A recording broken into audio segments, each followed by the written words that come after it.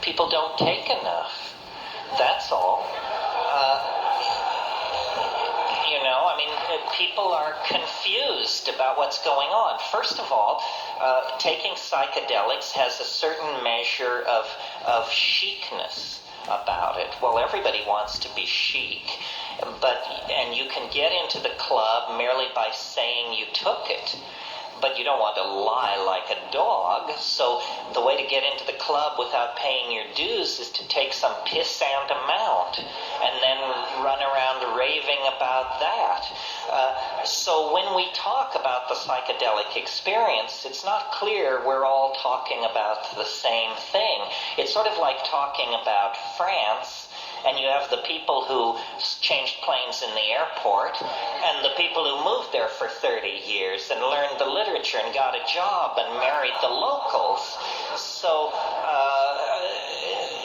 the way to do psychedelics is, I believe, at higher doses than most people are comfortable with, and rarely, and with great attention to set and setting.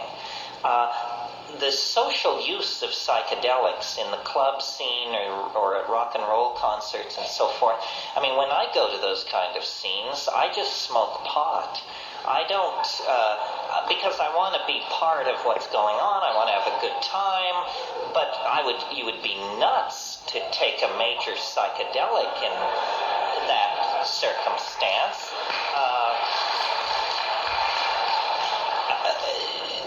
Socially dense environments filled with light and noise are a strategy for coming down.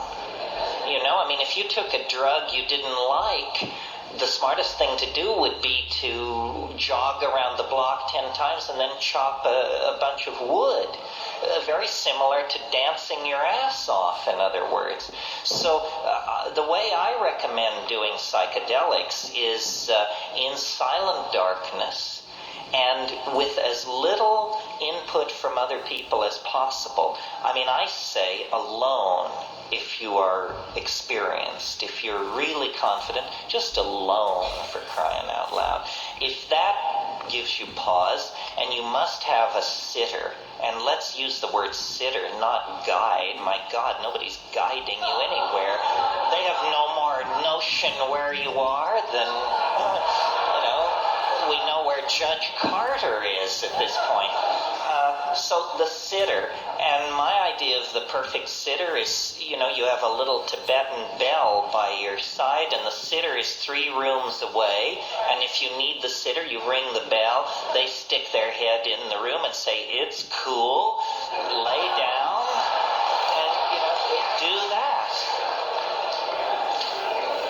And as long as this question was brought up and so much of the lecture was somewhat high-toned, let me get into this for a minute. There are thousands of altered states. We know them: orgasm, indigestion, 2 cappuccinos, where tequila takes you. So endless altered states. And I'm not really interested in them more or less than any of you are. They're part of life. But what I'm interested in as an experimentalist, as a connoisseur of nature, somebody who loves fossils, butterflies, rainforests, that kind of thing, is this family of compounds called the indole hallucinogens. Indoles. And they cause hallucination. And some people say, that I'm a fetishist about this, that who cares, or that there are other things besides hallucination.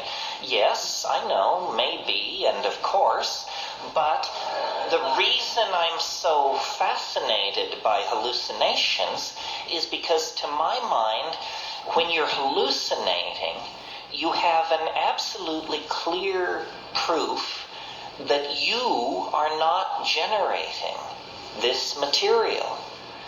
It's not funny ideas. It's not racing thoughts. It's not insight into what your boyfriend really meant yesterday. That kind of thing we all can generate by just inspecting our own minds. But a hallucination is to be in the presence of that which previously could not be imagined. And if it previously could not be imagined, then there is no grounds for believing that you generated it out of yourself. I mean, we should each know our own inventory. You know what's in your cupboard. You know what's in your chest of drawers. For God's sake, you ought to know what's in your mind. Well, then if something comes forward and you say, that's not mine, that's not in my inventory, then you have a kind of perfect proof that this is coming from somewhere else. And then the question becomes, where? And we can set off into that. Opinions differ, and nobody has God's truth on it.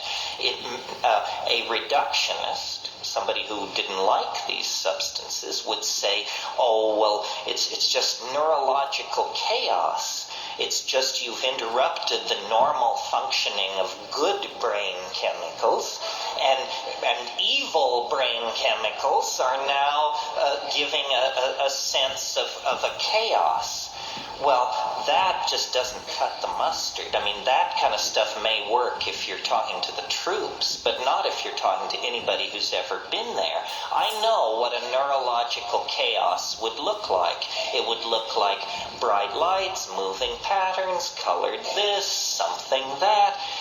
It would not be ruins, landscapes, machines, paintings, works of art, building plans, weapons, bits of manufactured technological detritus. These things are too coherent. They're objects in some kind of superstructure of the mind. And for me, this was the revelation. I didn't get into this business by being an airhead or a screwball. My attitude was always, if it's real, it can take the pressure. You don't have to pussyfoot around the real thing. If they're telling you, oh, you must lower your voice and avert your gaze or this and that, then you're probably in the presence of crap. Because the real thing is real. It doesn't demand that you adjust your opinion to suit it. It's real. That means it is preeminent. That means it sets the agenda. And I studied yoga. I wandered around in the East. I was fast shuffled by beady-eyed little men in dhotis. I know the whole spiritual supermarket and rigmarole. And I find nothing there to interest me on the level of 5 grams of psilocybin mushrooms in silent darkness. I mean, that's where the pedal meets the metal. That's where the rubber meets the road. And the inspiration for me to get up and talk to an audience like this simply comes from the fact that I cannot believe that this could be kept under wraps the way it has. I mean, I kidded with you earlier that they would make sex illegal if they could. Well, they can't, so it isn't.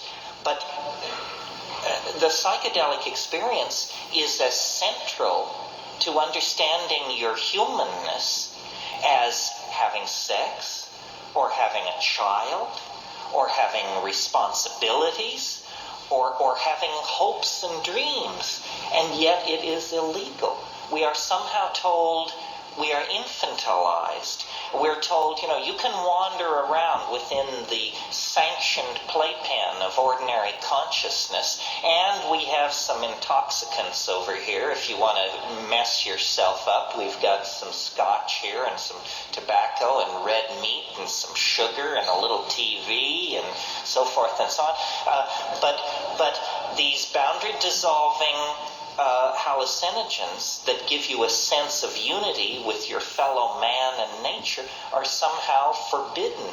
This is an outrage. It's a sign of cultural immaturity, and the fact that we tolerate it is a sign that we are living in a society as oppressed as any society in the past.